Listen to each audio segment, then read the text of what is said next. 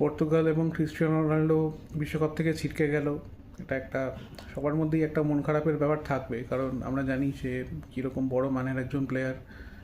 তবে পর্তুগালের খেলা দেখে সেরকম মনে হয়নি গতকাল যে তারা সেরকম খুব মানে জিততে পারে বা সেরকম অ্যাটাকিং মাইন্ডসেট নিয়ে নেমেছিল।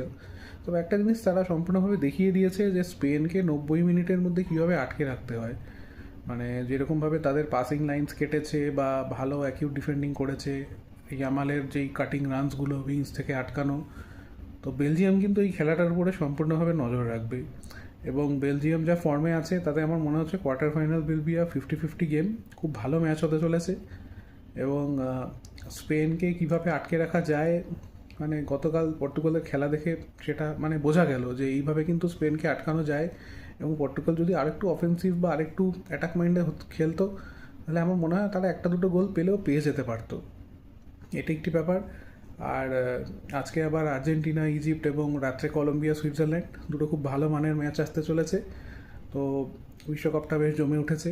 আপনারা জানাবেন কেমন লাগছে, কোন কোন খেলাগুলো স্পেসিফিক্যালি আপনারা দেখছেন এবং কোন কোন প্লেয়ার্সদের আপনারা মানে ভালো লেগেছে খেলা এই রাউন্ডে, জানাবেন। তো আলোচনা চলবে আপনাদের সাথে, চলুন।